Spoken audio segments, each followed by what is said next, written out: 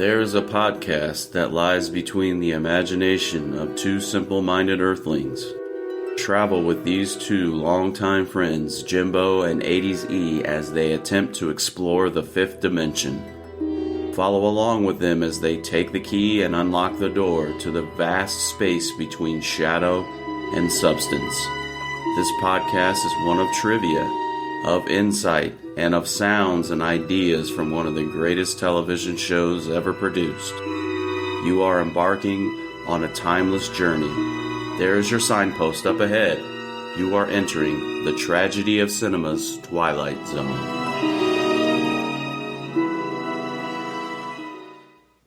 Tonight's story on the Twilight Zone is somewhat unique and calls for a different kind of introduction. This, as you may recognize, is a map of the United States, and there's a little town there called Peaksville. On a given morning not too long ago, the rest of the world disappeared, and Peaksville was left all alone. Its inhabitants were never sure whether the world was destroyed and only Peaksville left untouched, or whether the village had somehow been taken away. They were, on the other hand, sure of one thing, the cause. A monster had arrived in the village. Just by using his mind, he took away the automobiles, the electricity, the machines, because they displeased him. And he moved an entire community back into the Dark Ages, just by using his mind. Now I'd like to introduce you to some of the people in Peaksville, Ohio. This is Mr. Fremont. It's in his farmhouse that the monster resides. This is Mrs. Fremont. And this is Aunt Amy, who probably had more control over the monster in the beginning than almost anyone. But one day she forgot. She began to sing aloud. Now, the monster doesn't like singing, so his mind snapped at her and turned her into the smiling, vacant thing you're looking at now. She sings no more. And you'll note that the people in Peaksville, Ohio, have to smile. They have to think happy thoughts and say happy things, because once displeased, the monster can wish them into a cornfield or change them into a grotesque walking horror. This particular monster can read minds, you see. He knows every thought. He can feel every emotion. Oh, yes, I did forget something, didn't I? I forgot to introduce you to the monster. This is the monster. His name is Anthony Fremont. He's 6 years old with a cute little boy face and blue, guileless eyes. But when those eyes look at you, you'd better start thinking happy thoughts, because the mind behind them is absolutely in charge. This is the Twilight Zone.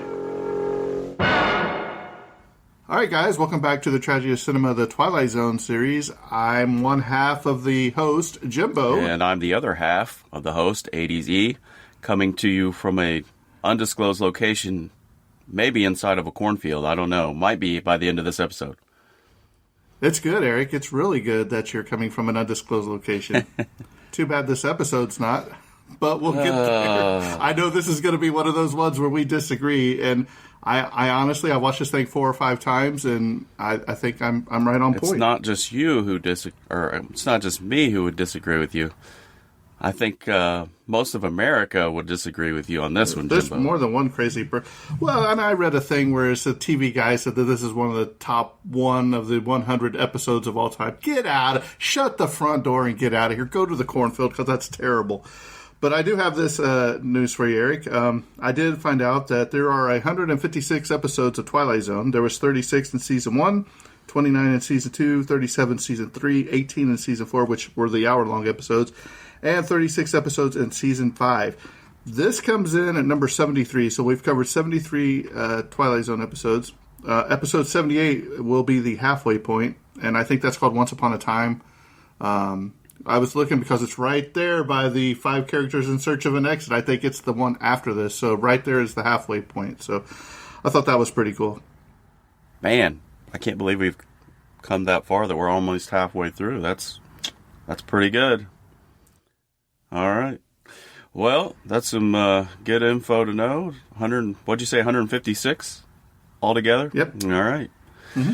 Well, it's good to be almost halfway through, and it's good It's a good life. So let's launch on into that one. I've been waiting a long time for this episode, and we may disagree, but oh boy, this is a good one. I've been excited to do this one. So the Twilight Zone season number 3, episode number 8. This one is entitled It's a Good Life. It was directed by James Sheldon, and the teleplay was written by Rod Serling, and it's based on a short story called It's a Good Life by Jerome Bixby. Didn't have a chance to go back and actually read the short story, but I will make some notations as we go along, some of the differences. Rod pretty much for this episode, he pretty much made an almost exact carbon copy of the teleplay of the book, but there are a few changes of it. But the original air date for this episode was November the 3rd, 1961. And you guys know what time it is. We're going to that heavenly segment in the episode. On this day in history. All right. So on this day in TV and film history for November the 3rd, 1961, and before I launch in, Jimbo, did you have anything for that exact date? No, he's shaking his head no. No, I figured I'd give it an episode or two off because it's pretty much going to be the same music probably for this week too. So I just left it alone this week. Yeah, especially if you got like a number one song that goes several weeks in a row. Sure. Right. So we'll start off with 1956. And we'll talk about the 1939 film, the one that we're all familiar with, The Wizard of Oz, which check your local listings for episode 1 of the Tragedy of Cinema podcast. They covered The Wizard of Oz. In 1956, though, this was televised for the first time. 1956, and it was hosted by Burt Lahr and Judy Garland's 10-year-old daughter at the time. And her name was, Jimbo? You know her name? You remember? Liza Minnelli? That's correct. This was the finale of the Ford Star Jubilee series on CBS TV. So, first time that was ever televised. The Wizard of Oz, 1956. 1975, a little show called Good Morning America premieres, on ABC. All right, let's... Hey, Eric, I have a question. Do you remember, I don't know if you were there or not, I think you were there when we were in junior high, and they made us do that Good Morning America segment where somebody had to be like the sports announcer and somebody had to do some of the news things. And I think you were the sportscaster, if I remember, in one of those little segments. I think they broke us up into like 4 different people. Do you remember that? And you brought like a VHS in and did it and did like a commentary over the VHS? Vaguely. I don't know if that was me. Yeah. That might have been someone else. I remember what you're talking about, but I don't remember participating. I might have. But yeah, that was a good memory you pulled out there. 1975 for good... Real good memory. Yeah, it's a real good memory. 1975. Let's go a few years ahead. In 1978, it's one of my favorites as a kid, the first broadcast of Different Strokes on NBC. Jimbo, did you ever catch Different Strokes? Well, the world don't change. Tune to the beat, different drum. What might be right for you may not be right for some. A man is born. I'm just going to let him keep going. All right, so that was 1978. 10 years later, an infamous incident on television, 1988. Talk show host Geraldo Rivera, he gets his nose broken as Roy Ennis brawls with some skinheads at a TV taping. I think that was an episode of I remember that. White Supremacy or something that Geraldo did. I remember seeing that. 1993, TV sitcom The Nanny, starring Fran Drescher. That debuts on CBS. Jimbo, you fan of The Nanny? She was all right, but that voice, man. She has that distinct voice. Yeah. Here's one you'll like. 1994, the first PlayStation console released by Sony Interactive on November 3rd, 1994. That was a pretty cool moment. I had one. Yes, sir. It was by Sony, and it was released from Japan. 1998, 4 years later, Shakespeare in Love, directed by John Madden. No, not the football coach. Starring Gwyneth Paltrow and Joseph. Maybe, Jimbo, you can help me. Is it Fiennes or Finesse? Anyway, it premiered in New... Fines? Is that how you pronounce it? I don't know. It's spelled Fiennee. Or, I'm sorry, Fiennes. Might be Fines. You said everything else. Yeah. So, yeah, I think it is Joseph Fiennes. But anyway, the reason why I bring that up is it won Best Picture in 1998. It premiered in 1998. Oh, I'm sorry. It won Best Picture in 1999. at the award ceremonies. So 1998, Shakespeare in Love, pretty popular movie for that time. And then finally, in 2019, Olivia Newton-John's black leather outfit from the film Grease, it sells at auction for, you want to take a stab at how much it sold for? What year? 2019. $3.5 million. A little under that. It sold for $405,700 at a Beverly Hills auction. Well, I was adjusted for inflation. Yeah. So $405,000 got you the black leather suit from Grease, and that was November 3rd, 2019, and that will conclude this segment, This Day in History. I wonder how much it would have cost me just for Olivia Newton-John. A lot more than that, I'm sure. All right, let's move along in our episode. Let's talk about total production cost for this episode. It came in right around average at $47,130.13. And then let me give you a little plot summary, and then I'll let Jimbo jump into the cast. But I'm happy to announce that I have a little bit of trivia that relates to the dates of filming and rehearsal. So I might go out of order a little bit here, but I'll go ahead and give you a plot for this episode, and I'll let Jimbo go ahead and take the cast. So the plot will go like this. In a small farming community in Ohio, a young boy by the name of Anthony Fremont terrorizes those around him. Anthony has the ability to command everything he wants simply by thought. The community is cut off from the outside world, and the boy insists that those around him think only pleasant thoughts. And if they don't, he eliminates them, a.k.a. sends them to the cornfield. Everyone walks in fear of the lad who ably demonstrates what he's prepared to do at a small party in his home. So, Jimbo, please tell us who is participating in this great episode.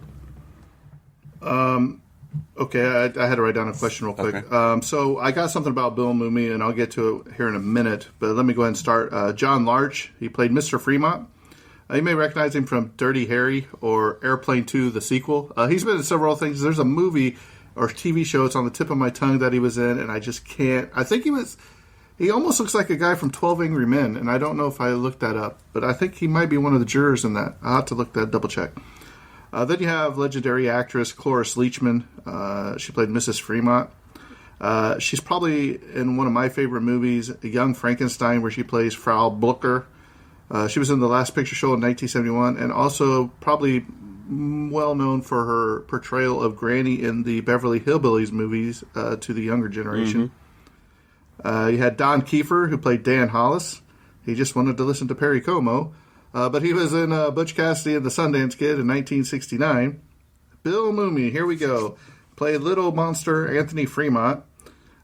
He was in Babylon 5, most probably recognizable for Lost in Space, where he played Will Robinson.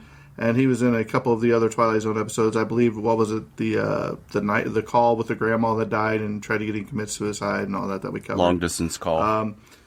So here we go. This is what I found for him before I continue with the cast. In my, of course, trusty sidekick, Twilight Zone companion by Mark Scott Zicree, he actually had an addendum to It's a Good Life in this book, so I wanted to read it. I thought it was really cool to show what kind of actor Bill Mumy was. So he said, when I interviewed Bill Mumy in researching this book, it wasn't the first time we'd met. That had occurred many years earlier. One day, when I was 7 years old, I was sick at home with a cold. Being a latchkey kid, I was alone. A fan of Lost in Space, which was airing at the time, I was suddenly seized with the notion of calling the stars of the show. So there in my pajamas, I hauled out the White Pages telephone directory and started dialing. Most of those who answered turned out to be folks with the same names, but not the actors themselves. But there was only one Mumy in the book. It must have been Billy's dad, because his mom answered. Is Billy there, I asked. I'll go get him, she answered. And after a moment, Billy Mumy came to the phone. I was so nervous, all I could do was blurt out, "Will you be my friend?" and hung up. But a few minutes later, I called back. And as soon as I was well, my mom drove me to Billy's home in Beverly Hills, where he signed a photo of himself as Will Robinson, and we traded comics. Over the years, we'd run into each other. He didn't attend my high school, but he had friends who did, so he'd stop by on occasion, and we'd chat. Then I started researching The Companion, which he's talking about this book. Bill was gracious enough to consent to an interview, and I found his memories of shooting the episodes a good deal more detailed and specific than most of the adults. One thing he told me that I found particularly amusing was that at the age he did It's a Good Life and the other Twilight Zone episodes, he would memorize his scripts by having his mom read them aloud to him. His memory was very good, so he wouldn't just know his lines, but everyone's lines. As a result, during the table read for It's a Good Life, when Cloris Leachman didn't know one of her lines, Billy chimed in with it, something that did not please her one bit. Some years later, we both ended up working on Babylon 5. I wrote the episode Survivors, and Bill played the lead role of Lanier. I stopped by the set one day when Bill was in full prosthetic makeup. He complained of how uncomfortable it was, and I made a mental note, if I ever wrote a role for him, that it had not to have prosthetics. In 1998, when I was a writer-producer on Sliders during its first season, I met with Bill and we discussed a potential Sliders episode where its main character, Quinn Mallory, and his friends would slide to a parallel Earth which consisted solely of Anthony's small town and which would serve as a sequel to It's a Good Life. Although I even outlined the story, sadly nothing came of it, but in 2002, a short-lived reboot of Twilight Zone included the sequel It's Still a Good Life, which I believe Eric watched for this episode, which reunited Bill with Cloris Leachman and included Bill's real-life daughter Liliana as his character, Anthony's child. In recent years, Bill and I have often guested together on George Norrie's popular radio show Coast to Coast, which I've listened to those with Bill and the Zikri, answering questions about the Twilight Zone and taking calls from fans. Additionally, I've cast Bill in my series Space Command as genius industrialist Greg Mazzy, a sort of futuristic Steve Jobs who invents a race of synthetic humans. So our friendship and collaboration continues to grow and thrive. And while it's true that on occasion over the last 50 years, Billy has threatened to send me to the cornfield, he hasn't done so yet. So I thought that was just a little cool to see what kind of actor and friend that Bill Mumy was. Yeah, that is very good. Continuing on with the cast. I did, you know what? And I never thought, hey, man, maybe I should just open up the phone book and call and see if these people answer the phone. Yeah. Genius. If you're sick watching something, I wish I would have thought of that. That would be awesome. Yeah. Alice Frost, she played Aunt Amy. She was at the Twilight Zone. That's all I found on that. Max Showalter played Pat Riley. No, not the legendary NBA coach of the Los Angeles Lakers or Miami Heat, but he was the piano player in this, who actually he did really play the piano. So it's very interesting. Yep. He was also in 16 Candles in 1984. Oh, yeah. You had Jean Bates, played Ethel Hollis. You might remember her from Mulholland Drive in 2001, Die Hard 2, and the crazy movie Eraserhead. Very, very weird movie. Then you had Lenore Kingston playing Thelma Dunn. She was in General Hospital, and yes, she was in the Beverly Hillbillies TV show just for a couple of episodes. You had Tom Hatcher, who played Bill Soames. He was in the Twilight Zone, and then of course you had legendary actor, narrator, host Rod Serling, the creator of the Twilight Zone, doing his usual monologue and epilogue. So there you have the cast of It's a Good Life. An interesting note about Bill Soames: I think he only had 4 appearances on screen, and this was his final one. So he was the grocer in the episode, and I thought he did a pretty good job. I was kind of surprised to hear that little piece of trivia. He did a really good job. Yeah, exactly. It's really good. He delivered groceries. Yeah. Dates of rehearsal. Let's talk about those and a little notations with it. So the dates of rehearsal for this episode were May 5th and May the 8th. So 2 days for rehearsal. The first day featured John Larch and Cloris Leachman, while the second day of rehearsal consisted entirely with the entire cast except for Bill Mumy. And again, that comes out of the Martin Graham's Jr. book, The Twilight Zone: Unlocking a Door to a Television Classic. The dates for filming for this episode were May 9th, 10th, and 11th of 1961. Principal photography was shot in 3 days from May 9th through 11th. The exterior farmhouse was filmed on Lot 3 of MGM, while the remainder of the episode was filmed on Stage 8. The inserts for the television screen Dinosaurs, the Jack in the Box, they were completed on May the 18th, so probably like a week later, and then they were later inserted into the film. But I believe I read somewhere with that farmhouse set and everything, it's used several other times in other television shows down through the years or whatever. So There you go. There's your little, one other thing. Additional scenes with Moomy actually were going to be filmed on June 21st for inserts for the episode, but according to the production sheet, Moomy was ill and unable to visit the studio that morning, so filming of the additional scenes were canceled. It was decided later in the afternoon that he had been shot, that everything that had been shot would suffice for the episode, so they just kind of scrapped that whole extra scenes of Bill Moomy. So there you go. Did the reason that they shot without Moomy, was it due to child labor laws back then, or was there any? But it just says that he was ill on that day, on June. No, not that one. Before that, you said that there was 3 days of shooting, but Moomy wasn't there for some of those. Or is that just the one you're talking about? Yeah, the cast, everyone in the cast for rehearsal was there except for him. I don't know if it was due to child labor laws. My resources didn't tell me that, so possibly.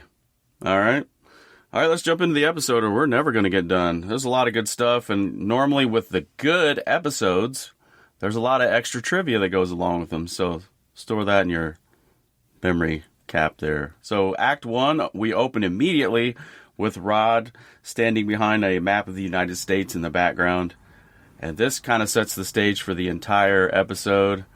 It actually is the longest introduction, I think, maybe, of all the Twilight Zones. So it's a rather extended one. And for this episode, it makes sense because he kind of has to set the stage. And I think he did a really good job of that. And then the next scene, we get the famous farmhouse, and the camera kind of pans down the farmhouse, and Rod continues his narration. And then, as we move along in the narration, he introduces us to the people, the cast, some of the cast members that are in the episode, like Mr. Larch and Mrs. Larch and Aunt Amy, who's sitting in that rocking chair on the front porch. And then the final shot, I believe, is the introduction to Anthony himself as he swings on the gate with a close-up shot on his face and his wide eyes.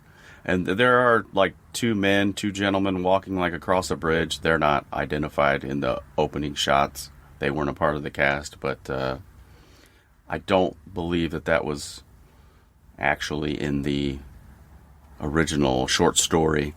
But of course, I'll insert this introduction in the episode itself. And anything, Jimbo? Initial thoughts? The opening? Other than that, Bill Moomy's really creepy. I've heard interviews, and I'll just say this up front. He seems like a really talented. I mean, he's a musician. He's a producer. He seems like a really good guy. But they hit gold when they picked him for these roles, because there's just something about him that is like super creepy. Well, and the director told him to make his eyes wide when he was going to do something crazy. Yeah, that's one of the things I found. But I guess when I see him, it kind of reminds me of Opie from Andy Griffith. Yeah, I could kind of see the similarity. I didn't really like Andy Griffith, so I got a little bit of vibes from that. Maybe that's why part of my dislike for this. And I thought those two guys walking down the field, they actually had, or down the street, they had tools for the cornfield, or, well, I assume for a farm. I thought they had fishing poles, which I was going to say that was a throwback to Andy Griffith too, but I guess it was just, I thought the one guy was carrying a fishing pole, but it was like one of them size or whatever it looked like. Yeah.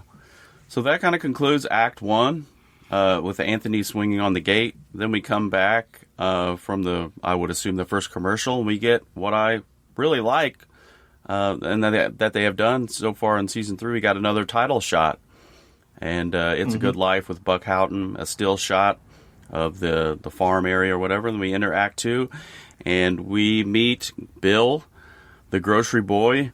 He's approaching with a delivery on a bicycle. And he says, "Howdy, Anthony. Mighty good to see you today. Mighty good."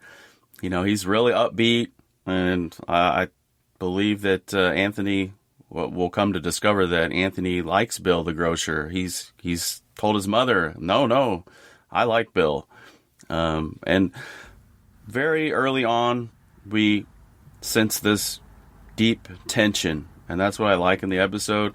This tension, kind of vice-like tension, grips you early on, And then, so here we are in the episode. Bill is approaching Anthony. He greets him, and then Aunt Amy says that it's a hot day. And, Bill swiftly corrects her because he says, oh, no, I think it's a good day. I think it's great. It's like a perfect day. He does that very quickly as not to upset Anthony, and that's nervous tension, again, is very, very apparent early on. And then we get a missing front tooth smile from Anthony. It might be the only smile that we see in the entire episode from him. I'm not sure.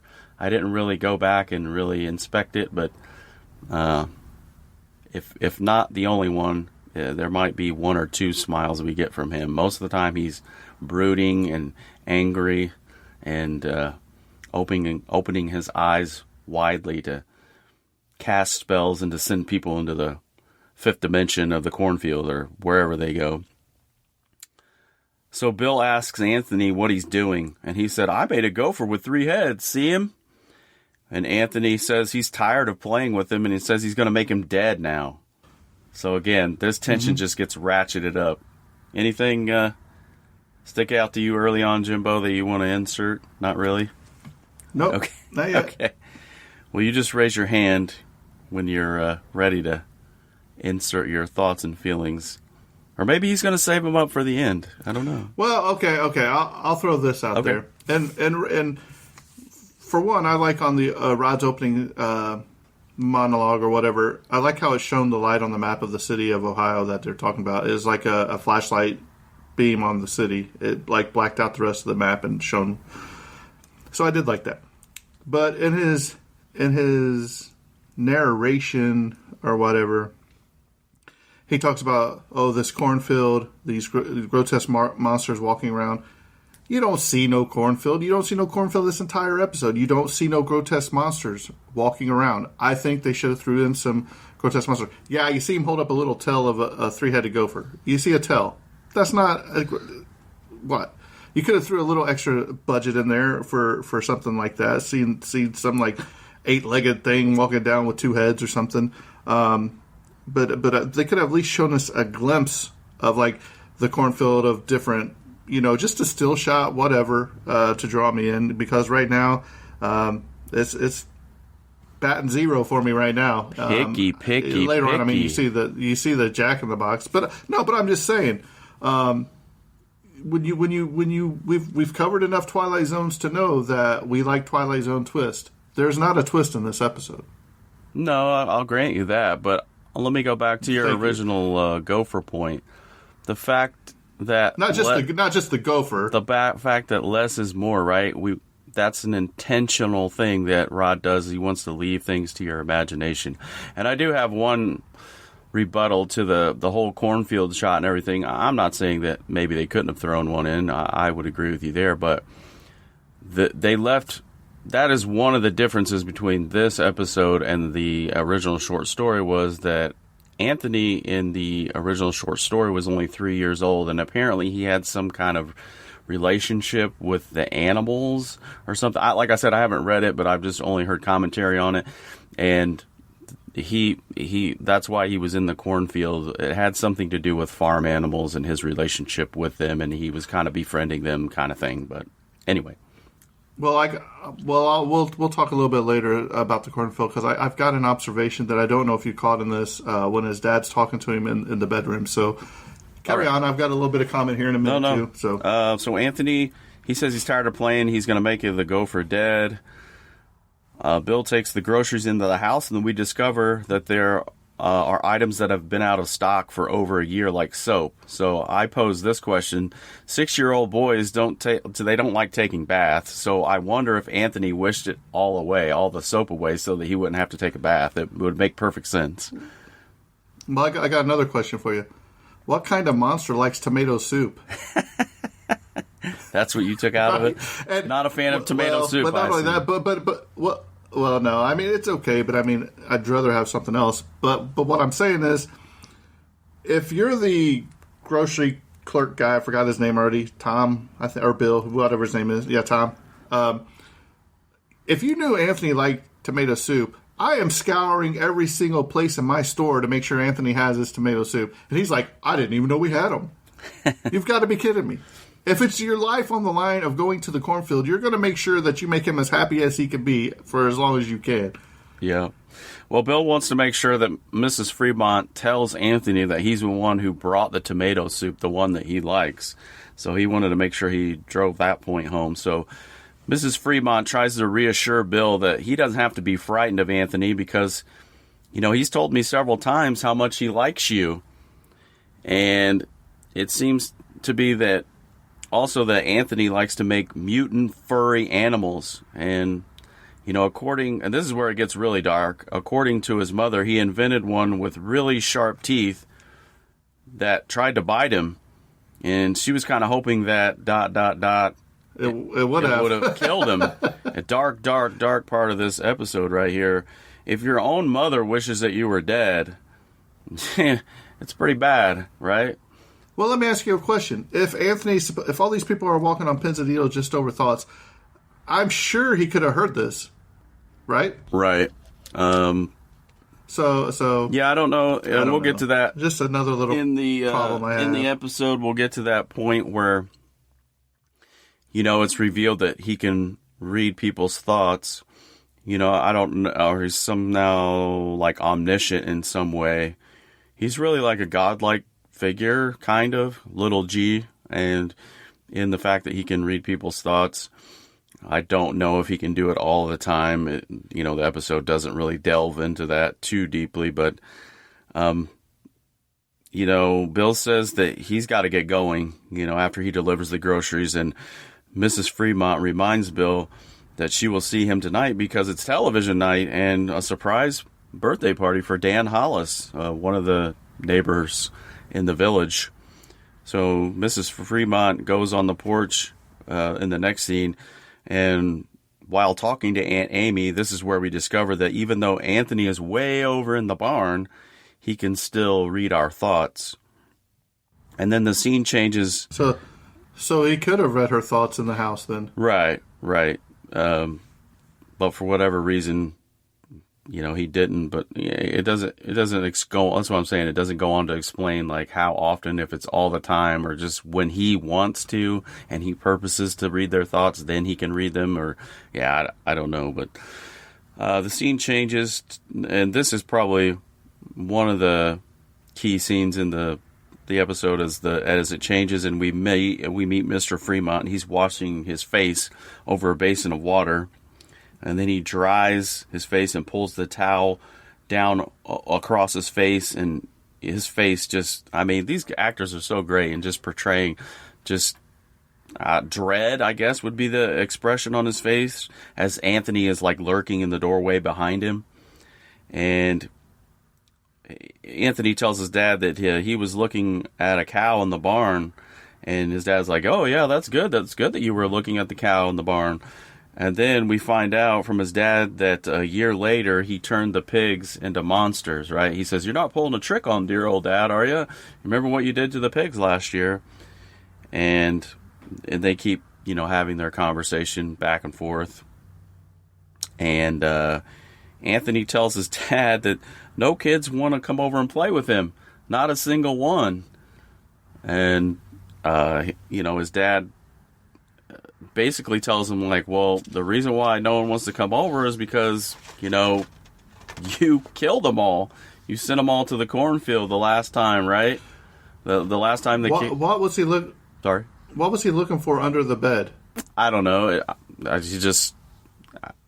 He could have just been childlike curiosity. That's what I would chalk it up to, right? He would just, how you would go into your parents' room and maybe there was some kind of hidden present or something under there. You always wanted to look under the bed. Well, let me ask you a question. So, do you think his powers are reversible? Like if he wanted the refrigerators and the cars and the kids to come back from the cornfield, that he can make them come back? Oh yeah, I think so. I think he could. Yeah, he could do whatever he wanted.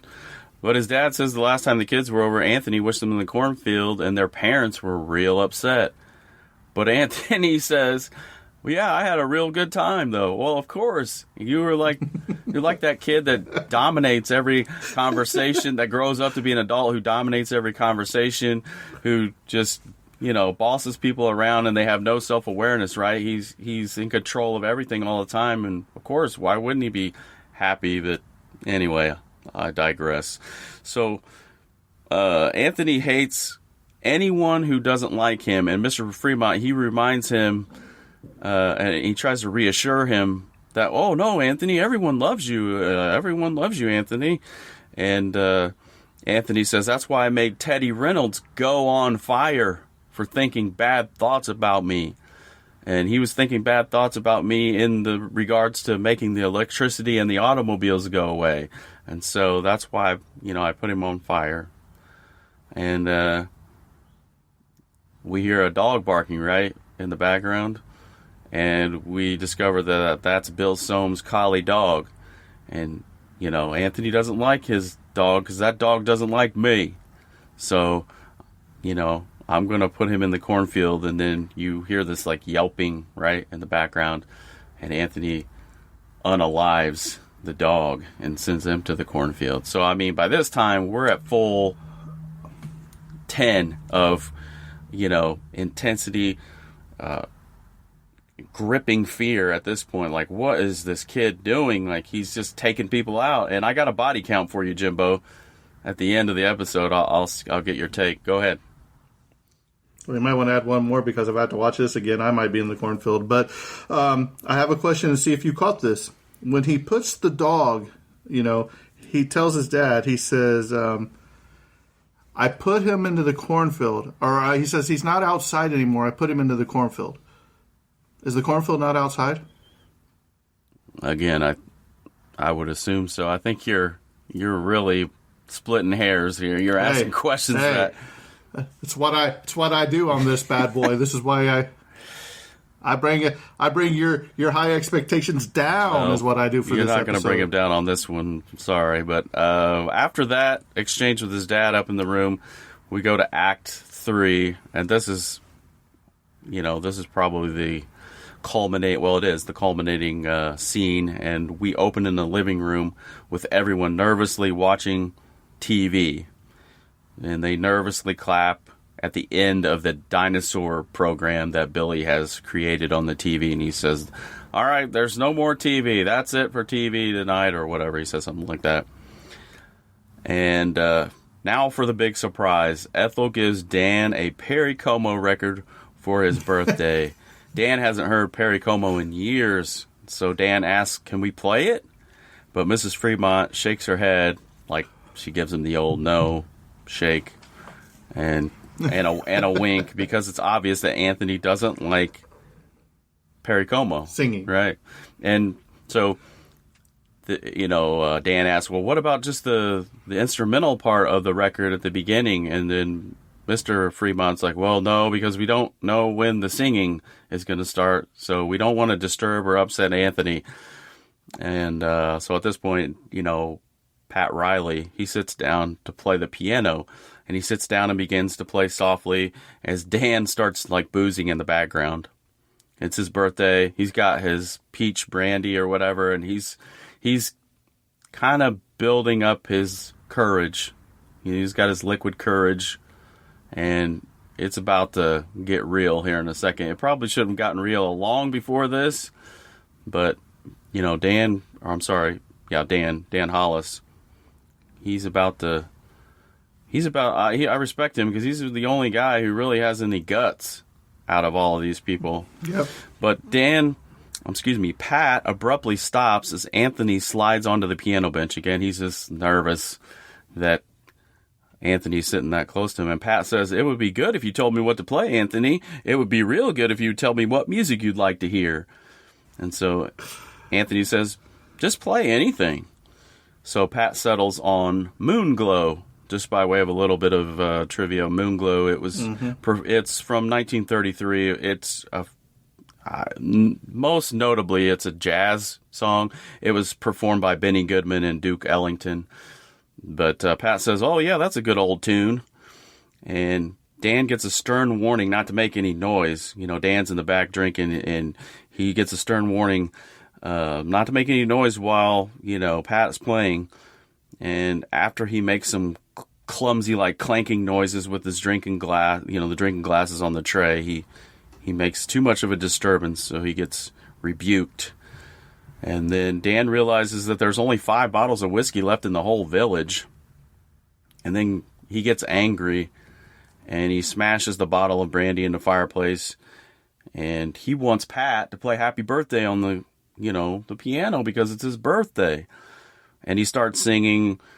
And again, Dan is the only one who has any courage to tell Anthony he's a monster and a murderer.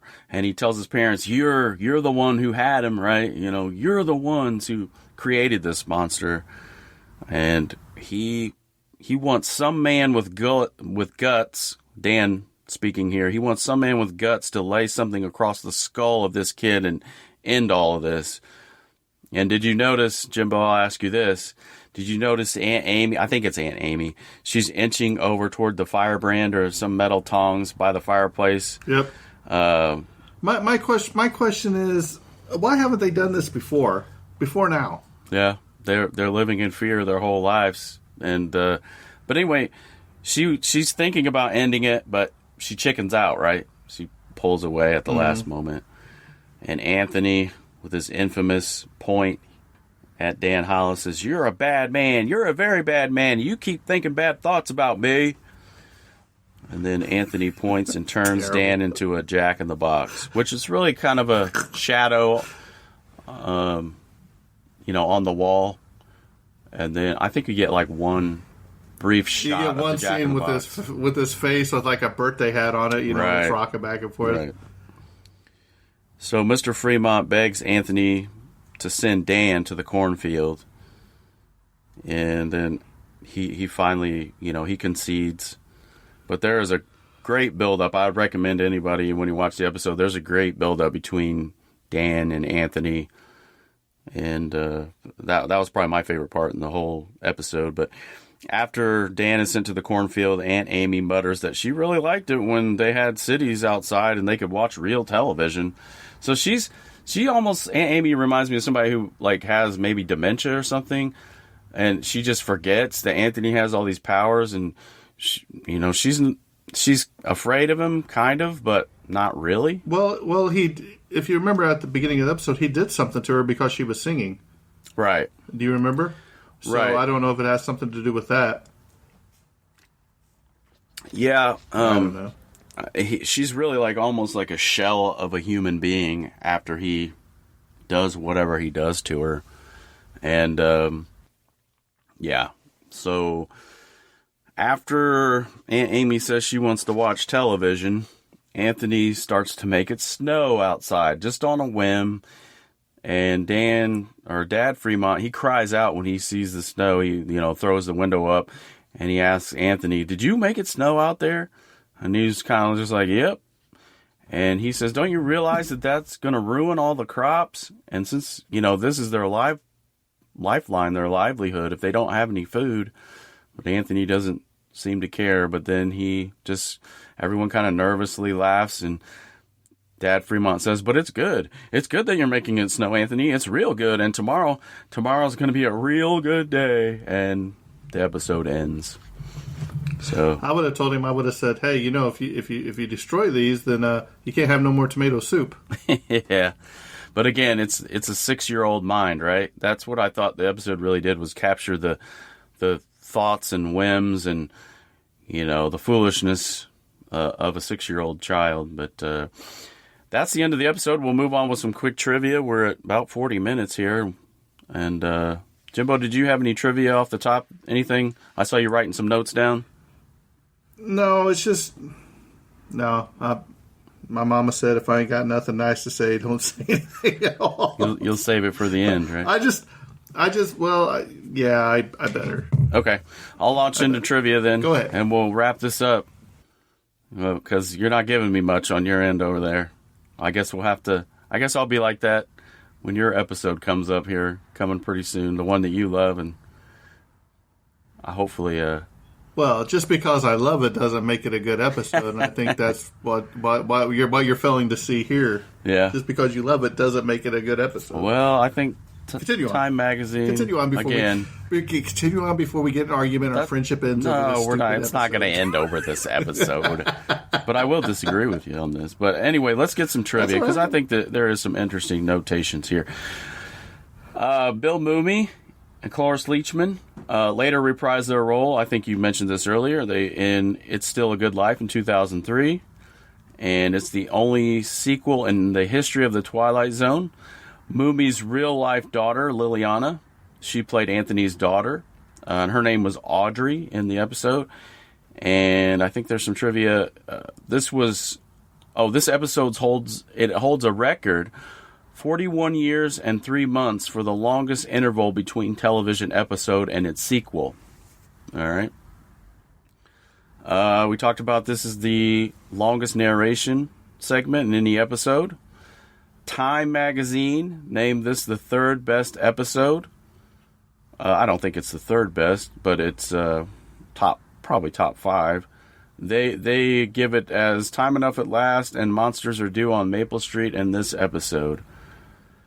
And 1974. No Eye of the Beholder. Yeah, that would make one of my top 5. Right. It probably would make my number 1 actually. Yeah, so I was wondering if, you see the snow outside the windows. I wonder if it was asbestos they were using, because I know back in, like, the Wizard of Oz and stuff, it was actually asbestos that they were tossing around in the poppy fields, so... Yeah, I don't know. Possibly. 1974, Rod Serling finished a screenplay for a feature film of this episode, but sadly he died in 1975 and the film was never produced. The first sentence and a half of Rod Serling opening narration of his image. The image is with a different background, of course. It's actually used at the Walt Disney World Tower of Terror attraction. And it's a pre-show video of the Twilight Zone episode, and it's explaining the attraction there at Walt Disney World. It used to be actually at Disneyland first. I think the first version of it was at Disneyland, but it's only at Disney World now. Did you ever ride that ride, Jimbo, at Walt Disney World? No. I've only been a couple times at Disney World, and that was when I was pretty much younger. Yeah, me too. So. I think I've only been 2, maybe 3 times. I don't even know if Tower of Terror was there when I went. That's how old I am. Yeah, me as well. I know we went together. We were there in, what was it, like 90, early 90s we went at the same time. The word good is repeated 46 times in this episode. Too much. Yeah, it's kind of overused. This episode was 104 to be remade for the Twilight Zone, the feature movie, in 1983. And the relevant segment, this segment episode was directed by Joe Dante. And I went back and watched that that segment of the movie. It's a totally different episode than this one. I mean, they kind of write a happy ending at the end, and it's Anthony's older, and you got Helen Foley, the teacher, and they kind of, added some things and subtracted some things. I like this episode much better than the Twilight Zone movie episode, but that's just me. All right, so a little bit of a discrepancy here.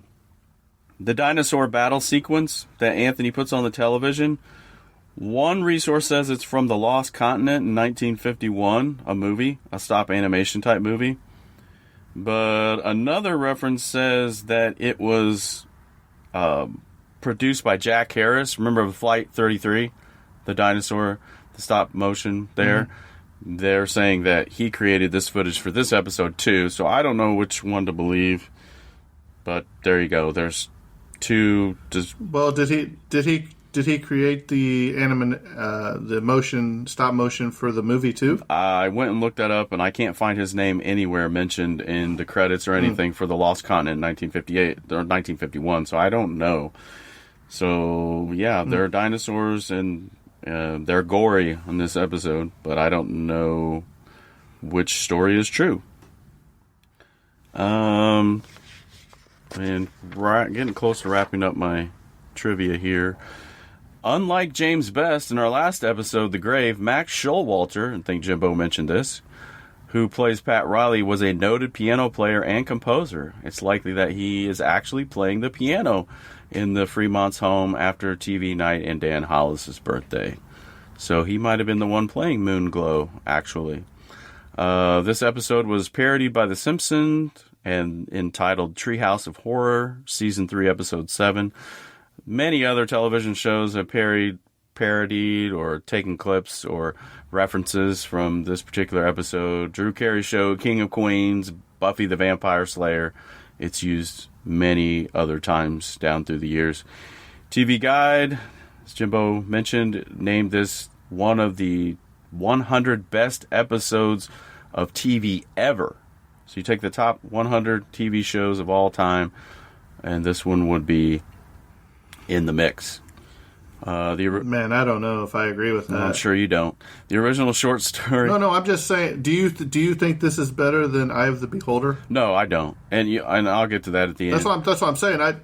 I mean, just in the Twilight Zone by itself, I mean, several come to mind that jump ahead of this episode. So I would like to see their list of the 100 best TV episodes of all time to see where their logic is. Yeah. The original short story of It's a Good Life by Jerome Bixby was published in 1953. And in that story, Anthony Fremont is actually only 3 years old.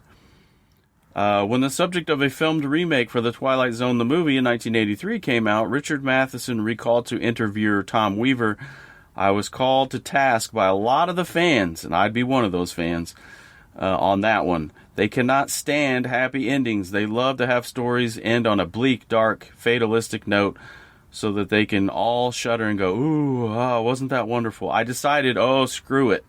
And he laughs. He says, "I wanted to see if I could put a positive ending onto that episode." He says it didn't work too well. No, it didn't.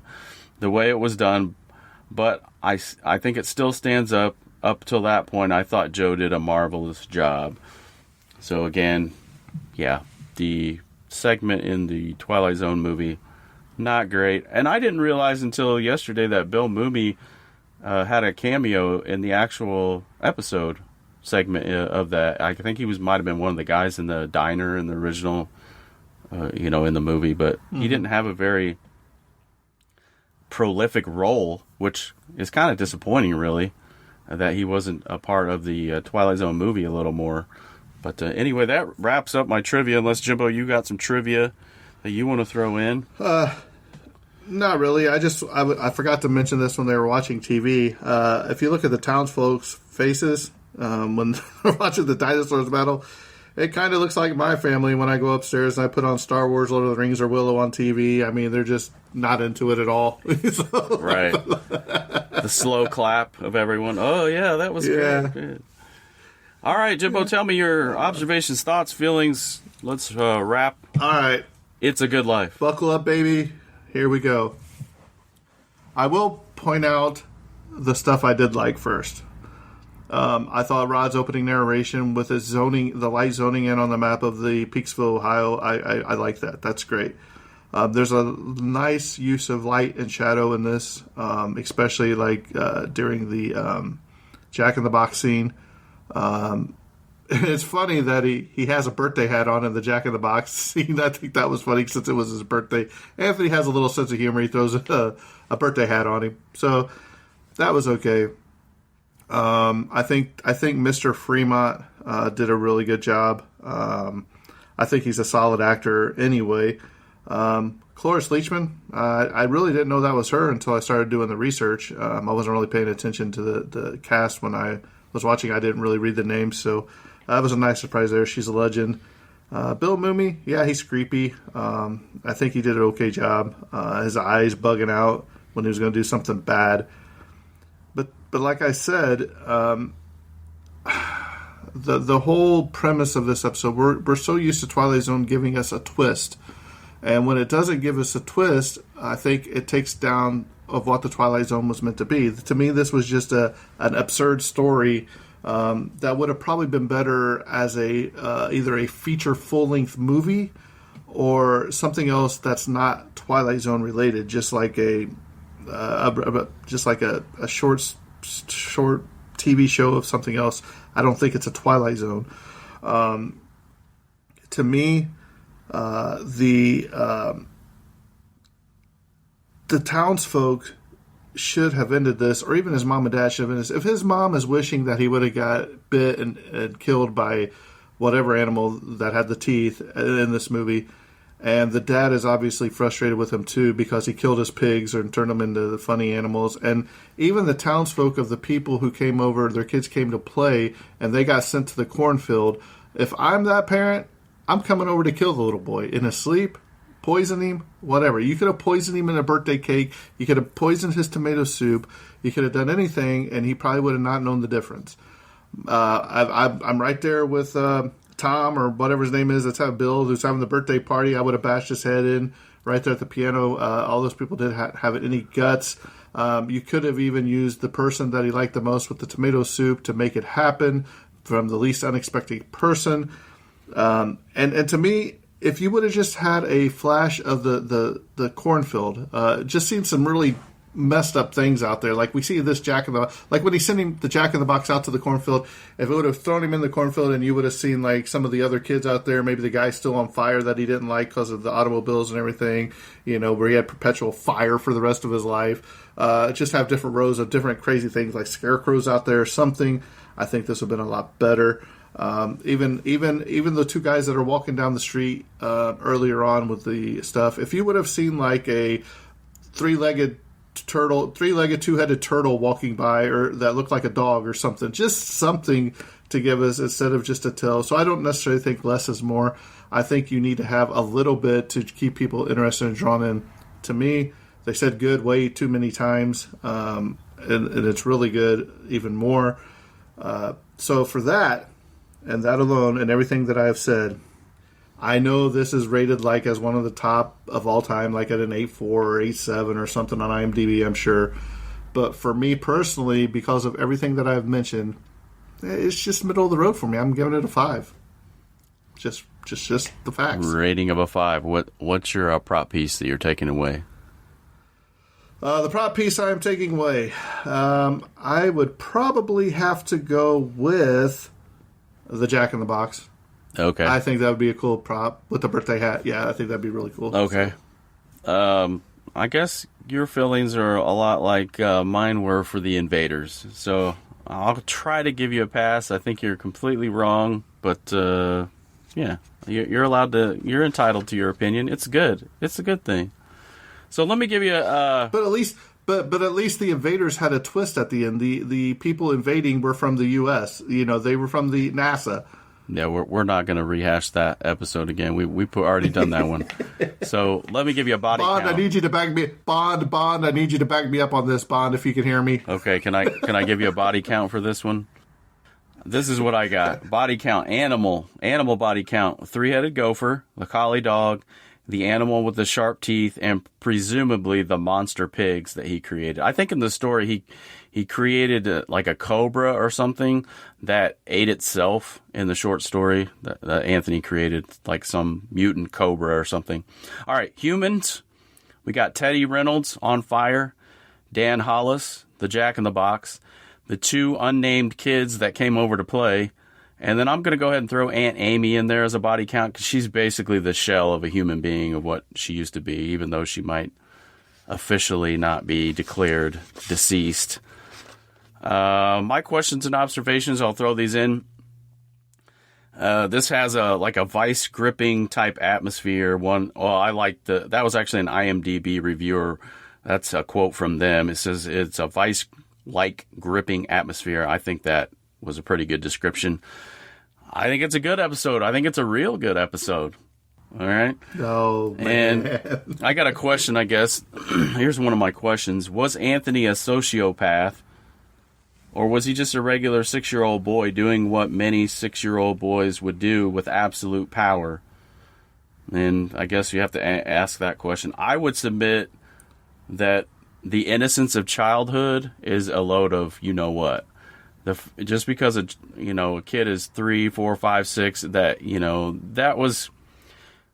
Well, if I could just go back culturally, I don't know a whole lot, and I haven't read any of the Dr. Spock books, but I think those started to become more popular culturally in the 60s, where there was sort of this shift from parents, and discipline was being that idea, that notion, and I'm paraphrasing horribly here, but the notion that the parents take a hands-on approach shifted from more hands-on to more hands-off, and let your kid explore who they are and let them have their thoughts and their feelings, and you're just there to more nurture and not discipline. So I think the episode kind of extrapolated out some of those themes. Maybe I may be reaching, but what would happen if a 6-year-old boy had free reign and you just let him do whatever he wants? Well, the end result could look something like this in real life. Maybe not that bad, but you get where I'm coming from. Moomy is the embodiment of a creepy kid. I think the title is an oxymoron. This would be a terrible life.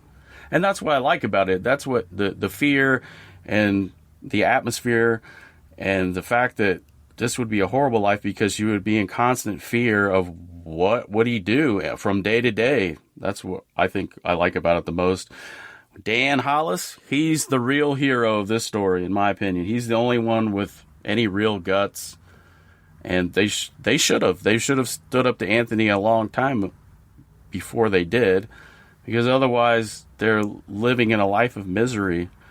And I think the more times I watch the episode, the angrier I get, because it's just like, to quote a scripture, I'll just say, foolishness is bound up in the heart of the child, and the rod of correction drives it far from him. And I think that's probably where I'll land with this. A lot of these issues and deaths and I may have taken a right hard turn, but that's kind of how I feel about the episode. It just, I get angry, like, why doesn't someone deal with it? And then at the same time, I'm thinking, well, are we really advocating for killing a 6-year-old boy? Right? You have that conflict, like, man, I can't believe I'm thinking these thoughts, like, oh, they should take him out. Like, he's causing all this horrible destruction, and he's going to kill off everybody. But, sometimes you got to make those, I don't know. I can't advocate for that, obviously, but, if they don't do something about this kid, if we were to, pick up and resume the episode, if they don't do something with this kid, everybody's going to be gone, because there's not going to be any food, and his foolish, childish whims are going to cause them all to die, right? Right. Do you think that the cornfield, do you think it's a real cornfield, or do you think it's a place like a cemetery, or just gone? Because explain it to a 6-year-old kid when he says, I wish him to a cornfield, does it just, is it a literal cornfield, or do you think it's more made up? I think it's a euphemism for death. That's I think that's what it is. So, yeah. I love the episode. I think it's a great one. I know I've probably said this many times. It's probably going to make my top 5 of all time right now. The Eye of the Beholder, I think I gave it a 9, if I'm not mistaken. This one is like an 8.99 for me. It's one step under Mount Everest, if you will. I liked it a lot. Even though it didn't have a twist. I know Jimbo's, he's always disappointed when they don't give a twist, but I give it an 8.99. And my prop piece that I'm going to take is the Perry Como record, because, vinyl is increasing in value every day. I want that Perry Como record. I just hope it's one of his Christmas albums. Oh, yeah. How could Anthony not like this? How could he not like the silky, smooth voice of Perry Como? You got to be a communist, right? Oh, man. Well, once again, it's one of those ones that Eric and I can agree to disagree. Like I said, but when you put it up against other episodes of season 3, we're not working with much anyway, so it's not that bad of it. But, I think season 3 is not very good compared to season 1, even season 2 so far. But we still got, 20 22 episodes or whatever, 23, whatever it is, to go in this. Maybe longer than that. But any final thoughts, Eric, before we wrap this bad boy up? No final thoughts on this episode. All right. Well, what do we have next? You have that one on the docket. Is Death's Head Revisited, I believe, is the next episode. I don't know much about it. I'll have to go back and rewatch. That is a really good one about the German officer that goes back to the concentration camp or whatever. Right. And it's really, really good and really powerful. Yeah, it is. So, well, I'm going to have to get Artosis filling on this today. I'll let you know what he says, Eric. Yeah, maybe insert it in your podcast. I'll send you an audio to you to edit in so we can get Artosis fillings on this. Yeah, that'd be good. If you'd like to reach us, we are the Tragedy of Cinema podcast on Facebook. If you'd like to email us, thetragedyofcinema@gmail.com. If you want to leave us a review, as Bond did just recently update his, talking about a game of pool I sent to Eric. I don't have it pulled up right now, but I think he called it a 3. He gave it a 3 out of 10. And I think he said he's taking the pool ball as his prop. Yeah, I think he said he gave it a 3 for the number that coincided for the number of times that we called Fats Brown Fats Domino by mistake. Hey. Mistakes were made. Sorry, Bond. We'll do better. But yeah, if you want to leave us a review, we will read it on the air. Other than that, until next time, I think this episode's coming to a close. And that's a wrap. And cut. No comment here. No comment at all. We only wanted to introduce you to one of our very special citizens, little Anthony Fremont, age 6, who lives in a village called Peaksville, in a place that used to be Ohio. And if by some strange chance you should run across him, you had best think only good thoughts. Anything less than that is handled at your own risk. Because if you do meet Anthony, you can be sure of one thing. You have entered the Twilight Zone.